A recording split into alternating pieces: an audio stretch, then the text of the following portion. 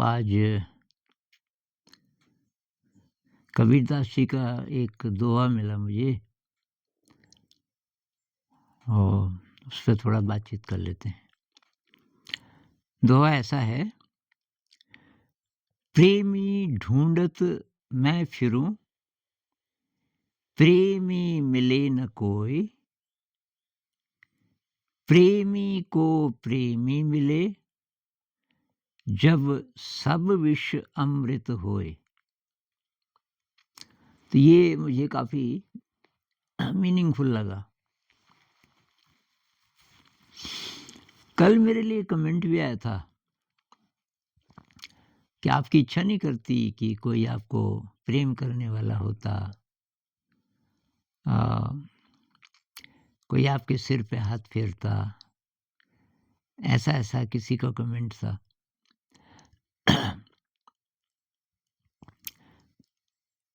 तो अब यहाँ कबीर साहब क्या कह रहे हैं, यहाँ जवाब है उसका कि प्रेमी ढूंढत मैं फिरूं। जब तक आप ढूंढ रहे हो, ढूंढने का मतलब तृष्णा, तृष्णा मतलब दुख का कारण। जब तक आपको कमी नजर आती है अपनी जिंदगी में कोई भी, और उस कमी को पूरा करने के लिए आप बाहर देखते हो कि कोई व्यक्ति मिले, कोई चीज मिले, धन दौलत मिले, मान सम्मान मिले, और जिस जिस चीज से आपको प्रेम है, तो प्रेमी मिले न कोई, आपकी ये इच्छा कभी पूरी नहीं होगी, अतृप्त ही रहोगे। मिल जाएंगे कुछ देर के लिए धन दौलत, मान सम्मान, कोई साथी, लेकिन रियल लव नहीं मिलेगा। रियल लव ढूंढने से कभी नहीं मिल सकता, क्योंकि आप ढूंढ इसलिए रहे हो कि आपको कमी नजर आ रही है अपने आप में। जिसको अपने में कमी नजर आती है उसको प्रेम की फीलिंग नहीं आ सकती।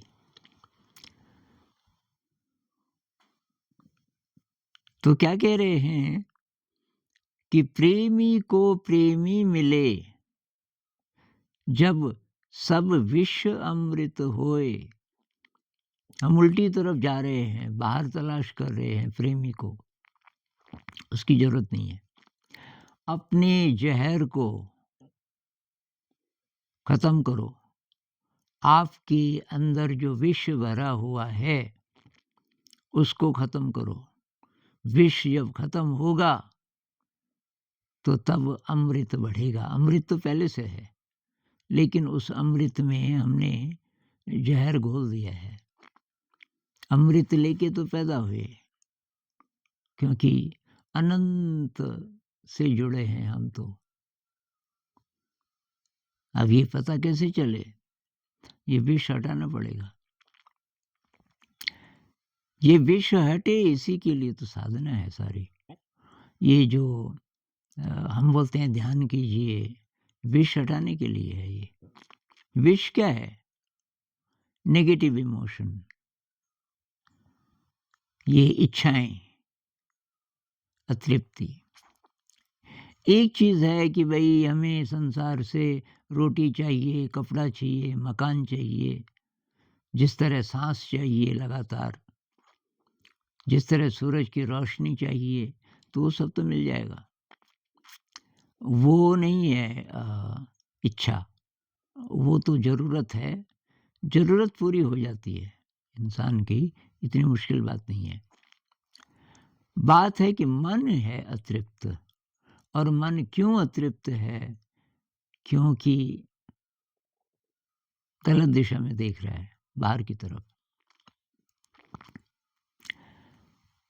तो अगर हम अपने विश्व को बाहर करना शुरू कर दें, तो जितना जितना विष हटेगा, तब हमें पता चलेगा कि अमृत ही अमृत है। और जैसे जैसे विष की आखिरी आखिरी बूंदें समाप्त होने लगेंगी, तब अमृत छलकेगा। तब क्या होगा, प्रेमी को प्रेमी मिले, आपको नहीं जाना पड़ेगा। आपको प्रेम करने वाले आपके पास पहुँच जाएँगे। और ये जो अमृत है आपके अंदर, आपको तो तृप्त करेगा ही करेगा, लेकिन ये छलकेगा।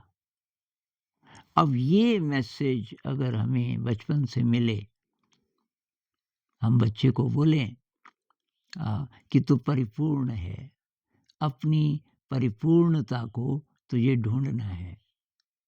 ये ज़हर इकट्ठा मत कर, तृष्णा इकट्ठा मत कर। ये जितने बच्चे परेशान हैं एग्ज़ाम के लिए, मैं पास होऊँगा कि नहीं होऊँगा, सब तृष्णा बढ़ा दी। इसको खेल समझना चाहिए था कि भई मैं तो पहले से परिपूर्ण हूँ, मुझे कुछ नहीं चाहिए। मैं क्यों फ्यूचर की चिंता करूँ? जो होगा एकदम अच्छा होगा और जैसा आप सोचोगे फिर वैसा होने लगेगा। लेकिन अब हमने बाहरी गोल बना दिए कि ज़िंदगी में खुशी तब आएगी जब परीक्षा में पास हो जाऊँगा, जब मुझे जॉब मिल जाएगी। तो ये है गड़बड़। बाहर खेल है, कुछ फ़र्क नहीं पड़ता। जैसे समुद्र के किनारे आपने एक सैंड ड्यून बनाया, रेत का घर बनाया, बहुत सुंदर उसको सीपियों से सजाया और अब एक बड़ी लहर आई समुद्र की। आपको पता है बड़ी लहर आएगी, इसीलिए भी बना रहे हो। लहर आई और सारा आपका सैंड ड्यून कुछ देर के लिए डूब गया।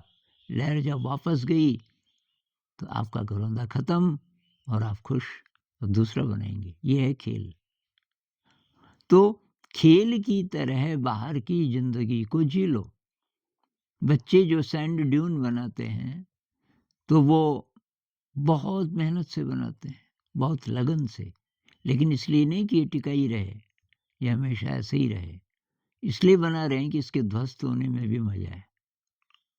तो ज़िंदगी अगर इस तरीके से हम जी सकें, ये बचपन से ऐसा पढ़ाया-लिखाया जाता, वर्तमान में जियो। सीखो जितना सीख सकते हो क्योंकि उसमें आनंद है सीखने में। लेकिन वर्तमान अभी इस क्षण के लिए, जैसे हम कला करते हैं अपनी इच्छा से, ऐसी कला जिसमें कोई नंबर नहीं देने वाला, तो वहाँ हमारा दिल लगता है। हम कोई गाना गाते हैं अपनी मौज के लिए, तो उसमें हमें मज़ा आता है। डांस करते हैं, लेकिन जहाँ कोई जज करने लगता है, नंबर देने लगता है, वहाँ से गड़बड़ होनी शुरू हो जाती है। तो अब प्रॉब्लम ये है कि व्यवस्थाएँ हमारे खिलाफ हैं। हमारी जो दिव्यता है, हमारे अंदर जो अनंत शक्ति है, उसकी भनक ही नहीं पड़ती हमको ज़िंदगी भर। अब किसी को साधना का ढंग से पता चल गया और ध्यान के माध्यम से उसको थोड़ा-थोड़ा पता चलने लग गया। अब दूसरों को कैसे बताए? तो जो नियर डेथ एक्सपीरियंस वाले हैं, सबसे ज़्यादा उनको पता चलता है मेरे ख़्याल से। क्योंकि वो तो गए, दूसरे जगत हो आए और वहाँ से वो जो ज्ञान लेके आते हैं, कमाल का। और या तो फिर संत लोग, ये संत लोग चले जाते हैं समाधि में। जितनी बार ये लोग थोड़ा-सा ध्यान में बैठते हैं और इनका ध्यान तो अपने आप ही हो जाता होगा, तो ये समाधि की स्थिति में बहुत-बहुत बार चले जाते हैं और तब बाद-बाद में उस संपर्क में रहते हैं। मतलब वो जो विराट है, विराट शक्ति का इन्फिनिट सोर्स ऑफ इंटेलिजेंस है, उसके टच में रहते हैं हर समय। तो उनको ये बातें पता हैं। अ, तो ये कबीर साहब जो कह रहे हैं एक्चुअली ये फैक्ट है। आप ये करके देखिए कि नेगेटिव इमोशन ख़त्म कर दो पहले। अपने बारे में आपकी जो डेफ़िनिशन है कि मैं अभी कुछ नहीं हूँ, मैं कुछ बनूँगा, कुछ दिखाऊँगा, अ, ज़िंदगी में जब मैं कुछ करूँगा, पास हो जाऊँगा, बड़ा साहब बन जाऊँगा। तो ये तो आप दुनिया के लिए कर रहे हो ना, और खेल की तरह नहीं कर रहे हो, सीरियस हो गए बहुत। अब आपको टेंशन आएगा, संघर्ष करना पड़ेगा, मिलेगा कुछ नहीं अंत में, इससे कुछ नहीं मिलेगा। इस जीवन में 2 चीज़ें हैं जिनमें आपको रस मिल सकता है, ऐसी फीलिंग आ सकती है कि यार ये ज़िंदगी अनोखी है। वो 2 चीज़ें कौन-सी हैं? एक है प्रेम, एक है सेवा। प्रेम की फीलिंग खुद आपको जब अपने अंदर से महसूस होगी, प्रेम की फीलिंग। ये नहीं कि कोई मुझे प्रेम कर रहा है, वो तो फिर आप संसार पे डिपेंड हो गए। आपके अंदर कोई स्रोत है और वहाँ से प्रेम निकल रहा है। तो वो फीलिंग, वो सारे आपके शरीर में, आपके रोम-रोम में व्याप्त है और अब वो फीलिंग इतनी ज़्यादा है कि वो बाहर जा रही है। और तब बहुत सारे लोग आएँगे आपको चाहने वाले। अब उनसे आपको कुछ नहीं चाहिए, क्योंकि आप तो भरे हुए हैं, लेकिन आपका प्रेम छलकेगा और फिर पता नहीं कितने लोगों को ये संदेश मिल जाएगा कि यार अंदर है स्रोत, ऐसा लगता है, अंदर कोई चीज़ है। तो आपको तब कहीं जाना नहीं पड़ेगा, क्योंकि प्रेमी को प्रेमी मिले, आपको खुद ही मिल जाएगा। और एक्चुअली तब आपको कुछ चाहिए भी नहीं, लेकिन आपको बहुत प्रेम मिलेगा संसार का, बहुत सारे लोगों का। जब सब विष अमृत होए, विष की जगह जब अमृत से आप भर जाओगे, तो उसका तरीका क्या है कि संसार को खेल समझो। नंबर 1, सीरियसली मत लो। माता-पिता तो नहीं समझेंगे, आप समझ जाओ कि खेल है। फेल पास से कुछ होने वाला, कोई फ़र्क नहीं पड़ने वाला। नौकरी मिले न मिले, कुछ फ़र्क नहीं पड़ने वाला, खेल है। ये नहीं तो कुछ और मिलेगा। भई कॉम्पिटिटिव एग्ज़ाम वालों को ये अच्छी तरीके से पहले पता होना चाहिए कि 1000 में से 1 बच्चा निकलता है। इतनी सीट है उनके पास, कितनी भी तैयारी आप कर लो। 15 लाख लगभग हर साल तैयारी करते हैं। अब ऐसे बेवकूफ़ थोड़ी हैं, कितना-कितना पैसा खर्च होता है। तो उसमें से 1500 सीट्स हैं बस, 1000 में से 1। तो 1000 में से 1 निकलता है, 999 नहीं निकलेंगे। अब वो सीरियस हो जाएँगे कि मुझे निकलना ही निकलना है। अब 1000 लोग बोल रहे हैं, निकलना ही निकलना है, उनमें से 1 ने निकलना है बस, बाकी तो नहीं निकलेंगे। इसलिए इसको खेल समझो। निकले, ना निकले कुछ फ़र्क नहीं पड़ता। मेरे अंदर जो शक्ति है, वो ये नौकरी-नोकरी ये जो आईएएस हो, कुछ भी हो, इससे कहीं ज़्यादा महान है। तो मैं कर क्यों रहा हूँ? अब ऐसी परिस्थिति है, माता-पिता भी चाहते हैं, तो चलो इनका दिल रखने के लिए। और अच्छा लगे लेकिन तभी पढ़ो, नहीं तो दिशा बदलो। आपको अच्छा लगे, अच्छा जब लगे तो कोई भी विषय हो वो सार्थक है। अच्छा लगने का मतलब उससे आपका जो ब्रेन है वो थोड़ा-सा अच्छा इंस्ट्रूमेंट बनेगा। नए न्यूरॉन्स के अच्छे नेटवर्क्स बनेंगे जब-जब हमें अच्छा लगता है। तो फिज़िक्स हो, केमिस्ट्री हो, मैथ हो, लिटरेचर हो, कुछ भी जो आप पढ़ रहे हो, अगर अच्छा लगता है, अच्छा अच्छा लगने का मतलब कि आप पूरा पराक्रम, पूरी मेहनत कर रहे हो समझने की, उसको अंडरस्टैंड करने की, उसकी गहराई में जाने की, और अ, इसलिए अच्छा लग रहा है। तो वो तो कर लो, लेकिन फ़ेल पास से मतलब नहीं है, भविष्य सोचो ही मत, तब कोई टेंशन नहीं होगा। और ये नहीं है असली ज़िंदगी, क्योंकि आप तो पहले से परिपूर्ण हैं। असली काम नहीं भूल जाना, असली काम भूल जाते हैं लोग। अब आपकी नौकरी लग गई, खूब पैसा मिल रहा है, अब पैसे से जो-जो चीज़ें जुटानी है आप जुटा रहे हो, लेकिन अगर ये विश नहीं आप ख़त्म कर रहे हो अपनी ज़िंदगी से, तो प्रेम की फीलिंग तो आएगी ही नहीं, ऐसे ही मर जाओगे। तो असली काम बचपन में चलो नहीं दिया किसी ने मैसेज, अब तो सही, अब आपको पता चल रहा है कि असली काम ये है, हमें विष को ख़त्म करना है। जितने नेगेटिव इमोशंस हैं, वो ख़त्म करो। पता करो ये क्यों है? डर, भई काहे का डर है? कहीं फ़ेल ना हो जाऊँ, उसको खेल समझो। फ़ेल हो जाऊँगा कोई बात नहीं है, लेकिन मैं जो पढ़ रहा हूँ वो मज़े से पढ़ूँगा। और क्या डर है? कि एंग्ज़ायटी है, तो भविष्य के बारे में है। मैं सुंदर नहीं हूँ, कि क्यों? दुनिया से कंपेयर कर रहे हो। अरे भई तुम अद्वितीय हो, तुम्हारे जैसा इंसान इस पूरे ब्रह्मांड में एग्ज़ैक्टली ऐसा इंसान कभी नहीं आया, क्योंकि प्रकृति हर एक को पूर्ण बनाती है और आप भी पूर्ण हो। उस पूर्णता को महसूस करना है, उसके लिए ये तरीका है। अपने बारे में अपनी जो इमेज है, वो छोटी इमेज मत बनाओ। मैं विराट हूँ, मैं अनंत हूँ, बल्कि मैं डेथलेस हूँ। मैं अ, परमात्मा का स्पार्क हूँ।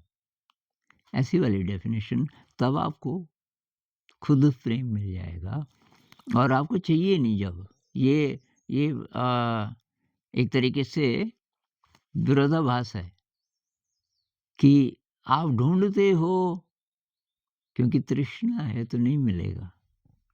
तृष्णा खत्म कर दो तो ढूँढना नहीं पड़ेगा, क्योंकि तब तो तुम्हें अपने ही अंदर वो मिल जाएगा।